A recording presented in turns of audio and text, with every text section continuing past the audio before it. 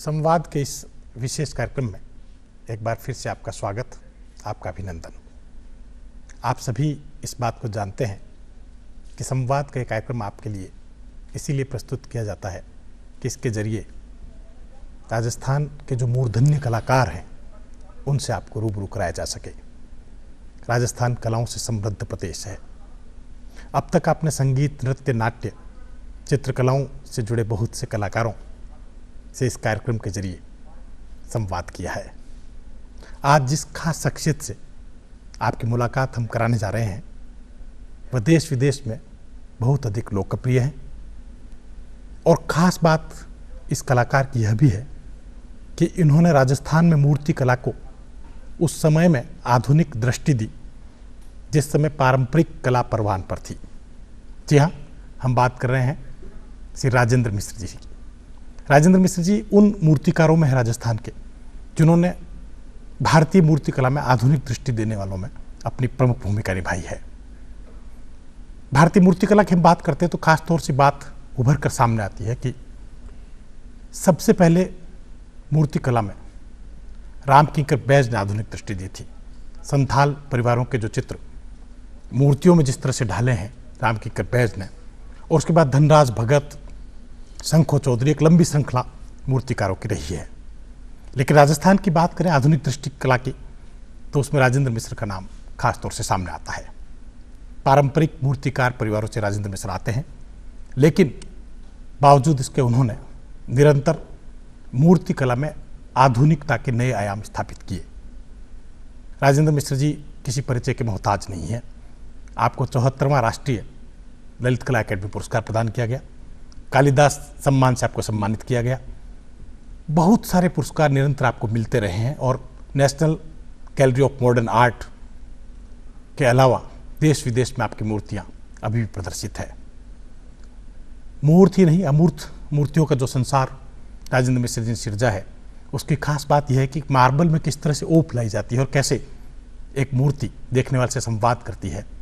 यह खास तौर से राजेंद्र मिश्र की मूर्ति कला की विशेषता है।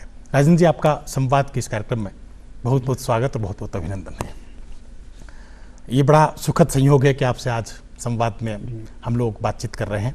थोड़ा सा हम जानना चाहें कि मूर्ति कला की शुरुआत, क्योंकि आपके दादाजी गोपीचंद मिश्र जो है वो भी बहुत बड़े मूर्तिकार रहे हैं और राजस्थान की मूर्ति कला की जब भी हम बात करते हैं, इतिहास की बात करते हैं राजस्थान की मूर्ति कला की, तो उनका नाम खास तौर से लिया जाता है। आपके पिताजी राजेंद्र जी जो है, राम रतन जी जो है, उनका भी विशेष रूप से योगदान मूर्ति कला में रहा है, क्योंकि जे स्कूल ऑफ आर्ट से उन्होंने जो डिप्लोमा प्राप्त किया था। आपने भी पढ़ाई जो है स्कूल ऑफ आर्ट से आपने पढ़ाई की।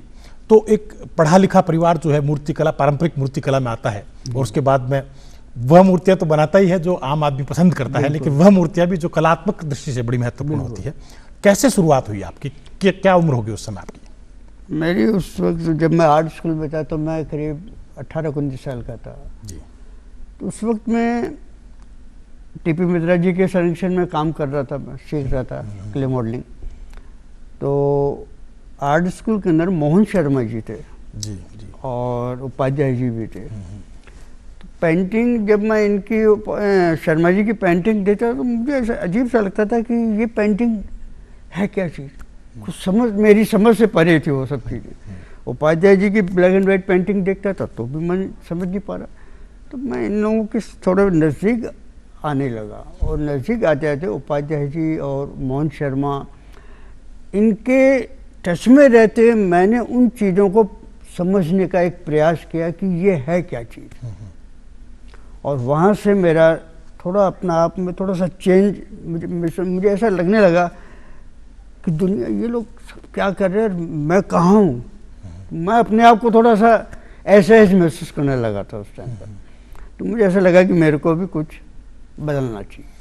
आपका तो परिवार जो है खजाने वालों का रास्ता जो है उससे जुड़ा रहा है, जो मूर्तिकार परिवार रहा है पूरी तरह से। बिल्कुल। और विशेष रूप से मंदिरों में जो मूर्तियां लगती है वो मूर्तियां बनाते रहे हैं। तो आपको इसलिए लगा होगा कि ये बिल्कुल अलग मूर्तियां किस तरह, मूर्त मूर्तियां किस तरह से। बिल्कुल। मैं मतलब उसके तरफ मेरा कोई खिंचाव एक बनने लगा। ये 18-19 साल की उम्र से आप 19-20 साल की एज होगी मेरी उस टाइम। सबसे ज्यादा प्रभावित किसने किया आपको मूर्ति कला में?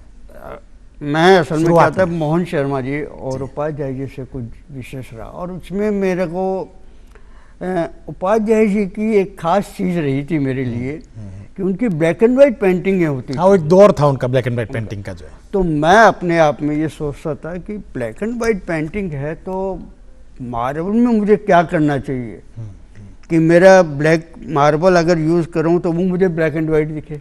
क्या बात है। तो मेरा ये थिंकिंग जो चीज़ सोचने की वो एक चीज़ चल रही थी। तो अकस्मात क्या हुआ कि मैं मार्बल का जब ब्लैक का कर रहा तो वो कंप्लीट हो गया था, तो एक स्कल्पचर के कुछ स्क्रैच आ गया था।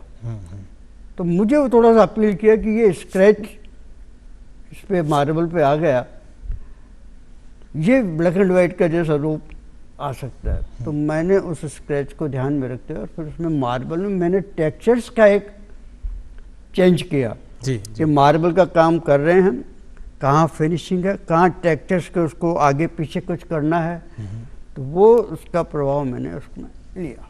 अच्छा, आपको नहीं लगा क्योंकि जो मूर्तियाँ आपके यहाँ बनती रही है, पारंपरिक जो मूर्तियाँ, देवी देवताओं की मूर्तियाँ, या कोई व्यक्ति अपने यहाँ घर में स्मृति को संजोने के लिए किसी मूर्ति को बनाता है, उस मूर्ति कला में व्यावसायिक लाभ तो रहता है, लेकिन आपने एक रास्ता चुना इस रूप में कि हम आधुनिक मूर्ति कला की ओर प्रवृत्ति हो, तो उसमें कुछ लगा नहीं आपको कि ये थोड़ी अलग दृष्टि हो जाएगी? नहीं, मुझे ऐसा कुछ नहीं लगा। मेरे को थोड़ा सा शुरू से ये रहा है कि मैं अपने आप को बदलूं। मेरा शुरू से एम रहा है कि जो विरासत में हम देख रहे हैं, विरासत में जो हमको मिली हुई चीज़ें उनको संभाल लो, लेकिन उनको संभालने के अलावा भी हमको अपना एक अलग रास्ता बनाना पड़ेगा, अलग चीज़ सोचनी पड़ेगी, जिससे हमारी पहचान ये बने कि ये मैं हूँ या मेरा वर्क है। जी जी। मुझे खास तौर से एक बात याद आ रही है कि सूजा की आपने जो है वो पोर्ट्रेट आपने बनाया था, सूजा का जो है मूर्ति जो आपने बनाई थी, और सूजा ने उस समय खास तौर से बात कही थी कि इनमें अपार संभावना है इस कलाकार में, और राजेंद्र मिश्र जो है बहुत बेहतरीन शिल्पी है। कैसा लगा उस समय आपको जो है? देखिए, ऐसा लगा तो सही सूजा उस समय के बड़े आर्टिस्ट रहे, लगा तो सही था, लेकिन फिर भी देखो मेरा रहा है कि लोगों को देखकर अपने आप को संभालना, अपने आप को खड़ा करने की कोशिश की है मैंने, कि मैं किसी भी तरीके से अपने काम को उस स्तर पे ले जा सकूं जहां मेरे को अपने आप में थोड़ा सा यूँ लगे कि हाँ मेरा वर्क कहीं चल रहा है। कुछ विशेष प्रयोग आपने किए हैं मूर्ति कला में, उसके बारे में थोड़ा सा जानकारी देंगे? विशेष प्रयोग मैंने मतलब ब्लैक पत्थर, पिंक, वाइट, इनमें मैंने जो किया वो टेक्सचर्स को एक महत्व दिया। दूसरा कि मार्बल के साथ में मेटल को भी इंक्लूड किया मैंने जी, ब्लैक और वाइट को भी, दोनों को मिला के संबंध बनाए उस स्कल्पचर के। इस तरीके से मैंने काम किया। कैसे संभव हो पाता है कि मार्बल में जैसे अलग अलग चट्टानें होती है जी, पिंक चट्टान अलग है, ब्लैक अलग है, वाइट मार्बल अलग है, इनको जब मिक्स करते हैं तो कोई समस्या सामने नहीं आती कि इस तरह से एक अलग एक मूर्ति बनाई मिक्स करके इनको? मिक्स का मतलब ये होता है कि 3 ब्लॉक हमने जैसे लिए और तीनों ब्लॉकों को एक साथ चाबी सिस्टम होता है, एक चाहे तो उसको जॉइंट किया और जॉइंट करके उनको अलग अलग तीनों की इमेज को अलग अलग प्रदर्शित किए, वो इस तरीके से। अच्छा, आपकी बहुत सारी मूर्तियां मैंने देखी, पुरानी जो मूर्तियां, उसमें खास तौर से युगल मूर्तियां जो है वो बहुत चर्चित रही है कि एक ही मूर्ति में जो है 2 आकृतियां जो है नजर आती है, और बिल्कुल कोई लेटी हुई आकृति है, कोई संवाद कर रही है किसी से। तो उन युगल मूर्तियों के बारे में थोड़ी सी जानकारी देंगे?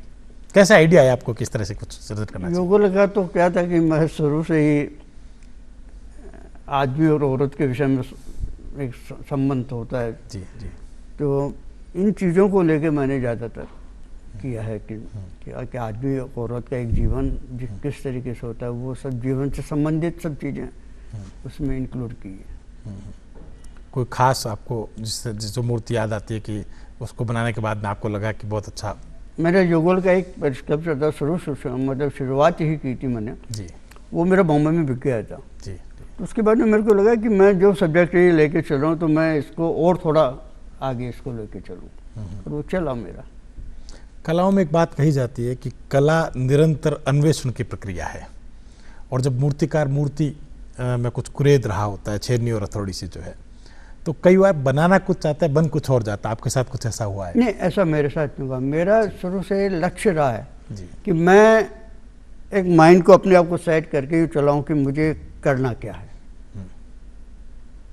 और उस चीज़ को करते हुए अगर मेरे से अगर मान लीजिए ये पत्थर का कार्य ऐसा है कि उसको करते हुए अगर पत्थर डैमेज हो गया तो फिर मेरे को उसके विषय में सोचना पड़ेगा। अभी इस जगह से डैमेज हो गई तब मेरे को इसको किस रूप में दूसरी चीज़ को विकसित करनी है, वो सोचना पड़ेगा फिर। क्योंकि मैं ये बात इसलिए भी कह रहा हूँ कि एक पुरानी कहानी सामने आती है इस तरह से कि एक छोटा बच्चा जो है एक चट्टान को देखता है, एक शिल्पी उसमें कुछ उकेर रहा होता है। दूसरे दिन वहाँ पहुँचता है तो वहाँ वो चट्टान नहीं होती, घोड़ा होता है। वो पूछता उस शिल्पी से कि ये कहाँ से आ गया, बोले उस चट्टान से निकला है ये घोड़ा। नहीं, ऐसा तो खैर कभी मैंने नहीं समझा। जी नहीं, मैं इसलिए कह रहा हूँ कि बहुत सारी बार चट्टान जो होती है उसको किस तरह से आकार में ढाला जाए। चिट्टा ब्लॉक जैसा आता है, जिस शेप में आता है उसका शेप को देखते हुए उसको ड्रॉ करना पड़ेगा। और वो आपने जो मैंने जो सोचा है वो ही ड्रॉ होना चाहिए उसमें। अच्छा, जब आप ये बताया, जब मेरे ख्याल में आ रही बात कि आप क्या मानते हैं कि जब मूर्तिकार कोई मूर्ति बना रहा होता है तो उसमें ड्राइंग की क्या भूमिका रहती है? पहले क्या ड्राइंग बनानी होती है? हाँ, पहले उसके ड्राइंग की तो बहुत किस तरह से करते हैं आप काम? बहुत बड़ी भूमिका होती है ड्राइंग की। थोड़ा सा इसके बारे में जानकारी। और ड्राइंग को पहले या तो कागज पे इसको रफ स्केच करना पड़ेगा और रफ स्केच करके फिर उसको मार्बल पे लेना पड़ेगा, मार्बल के लेके और फिर उसको उस ड्राइंग के हिसाब से उसको कटिंग करना है आगे। क्योंकि आपने रेखांकन भी बहुत सारे किए हैं और चारकोल में भी आपने काम किया है। और वो तो थोड़ा सा उसके बारे में भी जानकारी, रेखांकन और चारकोल के बारे में। मतलब ड्राइंग होना बहुत जरूरी है मूर्ति के लिए। मूर्ति के लिए अगर हमारा ड्राइंग अगर मतलब नहीं है सही तो हम जो चाह रहे हैं वो चीज़ नहीं कर पाएंगे। फिर वो कुछ मतलब जो चीज़ चाह रहे हैं उसके अलावा दूसरी चीज़ हो जाएगी, एम बदल जाएगा उसका। आपने बहुत सारी मूर्तियाँ इस तरह की भी सृजी हैं जो स्मृति स्थलों पर लगी हुई है। महापुरुषों की मूर्तियाँ कह सकते हैं अपन, स्वाधीनता सेनानियों की मूर्तियाँ कह सकते हैं अपन। आपको क्या लगता है कि किसी व्यक्ति विशेष की मूर्ति जब बनाई जाती है तो उससे मिलना कितना ज़रूरी है, या उसकी वैसे ही फ़ोटो देख के मूर्ति बनी? देखिए, फ़ोटो देख के भी जो बनाई जाती है उसके पीछे क्या होता है कि हम उसके फोटोग्राफ्स को देखकर एक कल्पना करनी पड़ेगी कि ये व्यक्ति जिसको हम बना रहे हैं इसके फीचर्स उस तरीके से हैं या नहीं है। तो वो क्ले में करना पड़ता है, तो उसमें एक बार नहीं, दो बार नहीं, 3 बार, तो उसको बार बार उसको संभालना पड़ता है। तो तब वो जाके से आता है फोटोग्राफ से। और व्यक्ति को सामने बैठा के जो की जाती है वो एक अलग चीज़ होती है, क्योंकि उसके सामने सब चीज़ फीचर्स मौजूद होते हैं, पूरा उसका फेस मौजूद है, हमारे सामने बैठ के बना रहे हैं, तो हर चीज़ का मेजरमेंट, हर चीज़ का वो सब चीज़ मिल जाता है। तो एक आसान थोड़ा सा तरीका होता है, लेकिन इसमें भी रियलिस्टिक अलग चीज़ हो जाती है और पेच वर्क एक अलग सब्जेक्ट हो जाता है। किस तरह से? जिसमें रफ वर्क होता है। अब जैसे मैंने कुछ जैसे पोर्ट्रेट जैसे लोगों के किए हैं, जी जी, तो इनमें एक मैंने जो किए हैं जितने पोर्ट्रेट जी, इनमें एक समय सीमा बांध रखी है मैंने कि मुझे 1 से 1.5 घंटा व्यक्ति को सामने बैठा के पोर्ट्रेट, उसमें जितना मैं कवर करूँगा वो मेरा कवर होगा। बस 1 से 1.5 घंटे से ज़्यादा मैं नहीं लूँगा। ये मेरा एक शुरू से रहा है। तो वो ऑब्जर्व करते हैं उसको उस समय, और उसमें जितना मैं उस आदमी को लाइफ को कवर कर सकूँगा वो पूरा मैं बहुत उसमें ध्यान रख के उसको कवर करने की कोशिश करूँगा। लेकिन टाइम मैंने अपनी सीमा बांध रखी है। जी जी। अच्छा जी, एक बात और बताइए, आपकी मूर्ति कला की हम बात करते हैं तो खास तौर से केवल वही मूर्तियाँ सामने आती है कि मंदिर में कोई मूर्ति रखी हुई है, देवता की मूर्ति रखी हुई है या किसी व्यक्ति की मूर्ति बना दी। लेकिन उन मूर्तियों के बारे में आप क्या कहेंगे जो उत्कीर्ण है, जैसे एलोरा की जो गुफाएं जो हैं उसमें मूर्तियां आज तक उत्कीर्ण है और कहा जाता है कि पूरी चट्टान को ऊपर से लेकर नीचे जो शिल्पी आए थे उसको जो है एक ही चट्टान को तराशा गया वहाँ पे। देखिए, वो चीज़ें जो हमारे पुराने लोगों ने जो की है जी, उसको तो हम पा नहीं सकेंगे। मेरा जहाँ तक अपना व्यक्तिगत सोच है, क्योंकि चट्टानों को काटना और उन लोगों का जिस तरीके से मैं तो ये मान के चलता हूँ कि उन लोगों का कितना बड़ा उसमें कंट्रीब्यूशन होगा कि एक चट्टान ऊपर से मैंने अजंता एलोरा में जैसे स्कल्पचर देखे तो मैं कभी कभी ये सोचता था कि इस व्यक्ति ने जिन लोगों ने इसको बनाया है प्रतिमा को, ऊपर से चले हैं या नीचे से ऊपर गए हैं। कैलाश मंदिर जो है पूरा एक ही चट्टान से बना हुआ है वहाँ पे, कि अगर ये चट्टान ऊपर से काट के नीचे आए हैं तो इनको कैसे अंदाज होगा कि नीचे तक ये ब्लॉक कितना होगा। बहुत बढ़िया। या नीचे से चले हैं तो ऊपर जाके उसका बैलेंस कैसे पकड़ा होगा। ये सबसे बड़ी चीज उन चीजों में रही है। तो उन मूर्तियों के जो जैसे जो मूर्तियां दीवार पर, जो बाह्य दीवार जो मंदिर है उस पर जो उत्कीर्ण होती है, चाहे खजुराहो की मूर्तियों को ले लें अपन, अजंता की मूर्तियों को ले लीजिए, एलोरा में जो रावण गुफा की एक बहुत ही खूबसूरत सी मूर्ति है, रामायण के प्रसंग से उन्होंने किया है कि रावण जो है कैलाश को हिला रहा है, शिव अविचल समाधिस्थ हैं, सखियां पार्वती की भाग रही है और पार्वती थोड़ी सी भयभीत है। ऐसा लगता है कि पूरा जीवंत दृश्य जो है सामने आ गया है। तो वो जो मूर्तियां बनती है और एक मूर्ति आप लोग जिस तरह से बनाते हैं, किन्हीं के लिए मूर्ति बना के, तो उनमें क्या अंतर महसूस करते हैं आप? उनमें और इनमें अंतर तो काफ़ी। जी। मेरा विचार कभी कभी ये होता है कि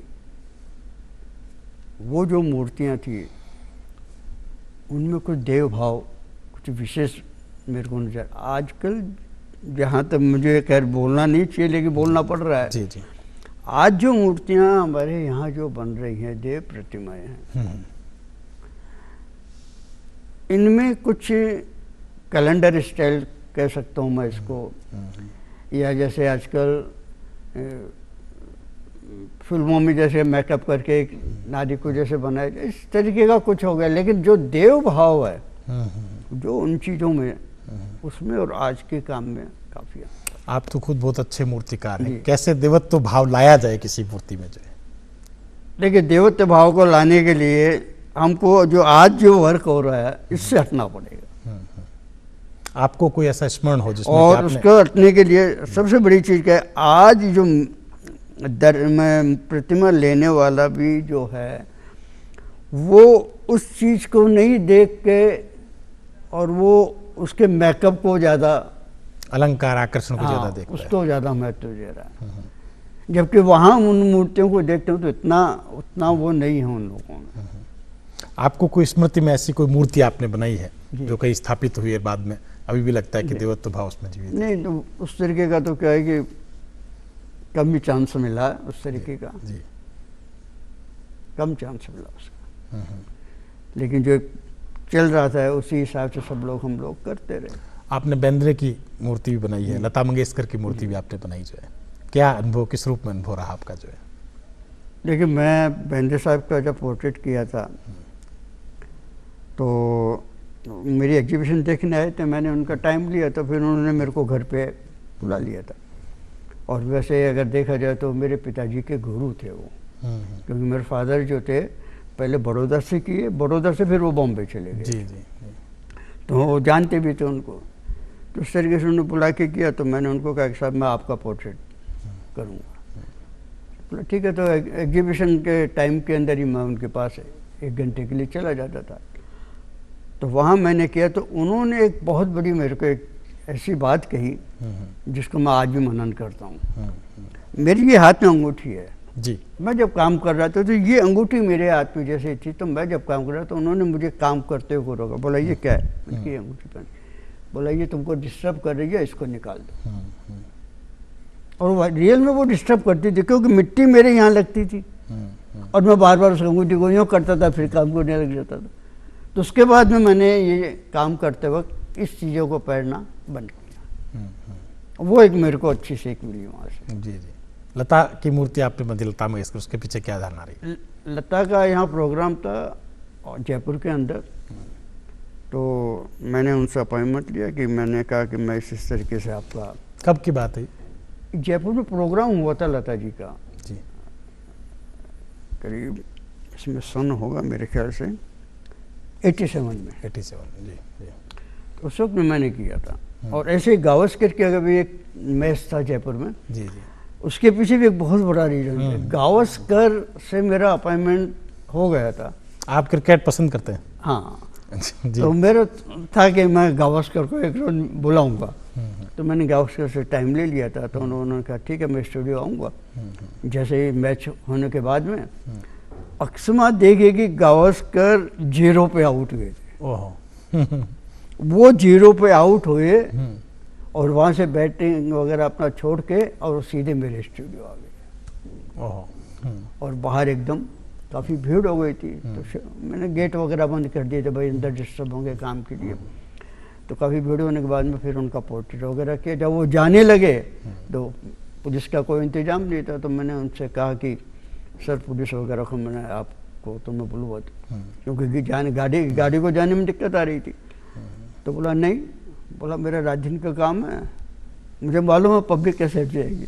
तो पब्लिक गाड़ी में बैठते बैठते लोगों से हाथ चौक करते करते तो निकल गए। ऐसे स्टूडियो में आपके और भी जो कोई विशिष्ट व्यक्ति आया उसके बारे में थोड़ा सा कही।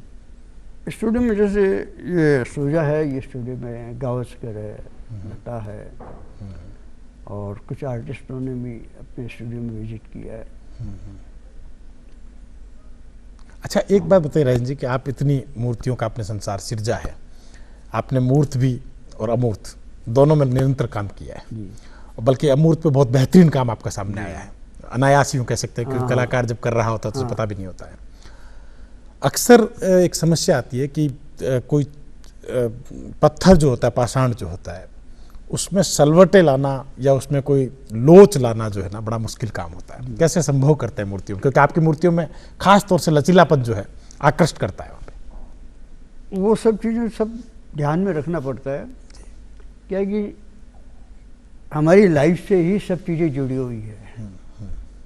कोई भी कला जो होती है, मैं जहाँ तक सोचता हूँ कि मूर्ति कला के अंदर कि हम जो भी चीज़ करते हैं वो हमारी लाइफ से जुड़ी हुई है, उसका ध्यान केंद्रित करके वो सब लोच वगैरह उस तरीके से लाना पड़ता है।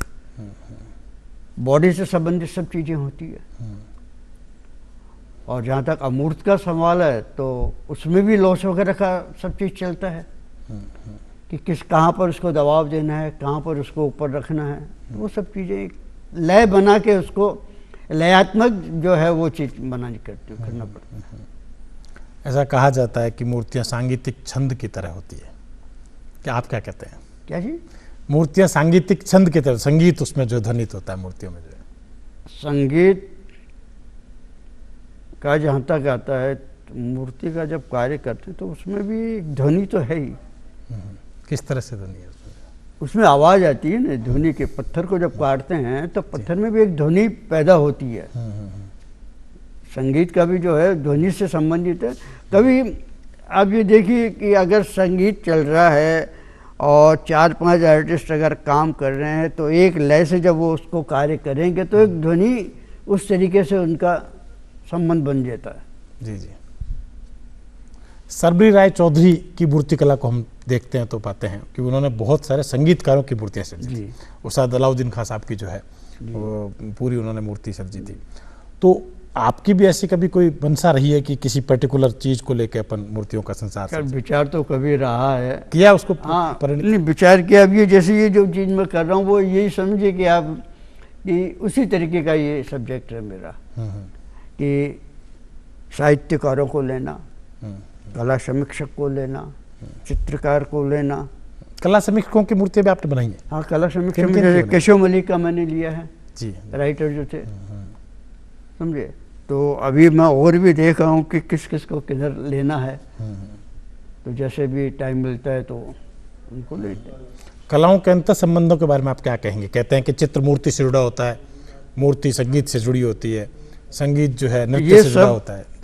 जी, ये सब एक कड़ी है मेरा जहाँ तक सोचना है। जी जी। ये सब एक चैनल और एक कड़ी है। संगीत, चित्र, मूर्ति सब एक कड़ी समझता हूँ मैं इनको। इसके बिना वो नहीं, उसके बिना वो नहीं, और उसके बिना वो नहीं, सबका एक दूसरे से संबंध है इनमें। जी जी। वो तो विष्णु धर्मोत्तर पुराण में एक प्रसंग आता है खास तौर से कि जब ऋषि मार्कंडेय जो राजा वज्र ऋषि मार्कंडेय से कहता है कि मैं मूर्ति बनाना चाहता हूँ। तो कहते हैं मूर्ति के लिए संगीत का ज्ञान जरूरी है। तो कहते संगीत सिखा दीजिए। संगीत के लिए नृत्य का ज्ञान जरूरी है, नृत्य सिखा दीजिए। बिल्कुल। नृत्य के लिए आतोद्य वाद्य यंत्र का ज्ञान जरूरी है, आप वाद्य यंत्र सिखा दीजिए। तो कहता है कि नाट्य का ज्ञान जरूरी है। इस तरह से संवाद चलता है। उसका मूल ये होता है कि हर कला बिल्कुल, दूसरी में घुलकर ही पूर्णता प्राप्त करती है। बिल्कुल बिल्कुल। मुझे लगता है कि राजेंद्र मिश्र की जितनी भी मूर्तियाँ इसी तरह की मूर्तियाँ जिनमें कलाओं के अंतर संबंधों का उजास भी हम लोग पा सकते हैं। राजेंद्र मिश्र से संवाद होता है तो पता नहीं चलता कि वक्त कैसे पंख लगाकर उड़ जाता है। बहुत सारी मूर्तियाँ आपने सिरजी है और आपकी मूर्तियों के संसार की एक बड़ी विशेषता यह भी है कि वहाँ मूर्त भी है, अमूर्त भी है। यानी किसी मूर्ति को हम लोग देखते हैं तो देखने के साथ साथ उससे संबद्ध और भी बहुत सारी चीज़ें अनुभूत करने लगते हैं। राजेंद्र मिश्र जी की मूर्तियाँ विश्व भर के कला संग्रहालयों में संग्रहित है। आप निरंतर अभी भी इस वय में मूर्तियाँ सिरज रहे हैं और बहुत सारी योजनाएं आपकी अभी तक है, जिसके अंतर्गत अलग अलग जो कला समीक्षक हैं, कलाओं से जुड़ी जो हस्तियां हैं और क्रिकेट तक जो विषय जो है उसको भी आपकी मूर्तियों से अछूता नहीं है। और ऐसे ही आपका मूर्तियों का संसार जो है समृद्ध हमें करता रहे देखने वालों को भी। राजेंद्र जी, आप यहाँ पर आए, एक अंतिम प्रश्न आपसे मैं और करूँगा कि जो नए मूर्तिकार मूर्तिकला माना चाहते हैं उनको आप क्या कहना चाहिए? मैं नए मूर्तिकारों को तो सिर्फ यही कहूँगा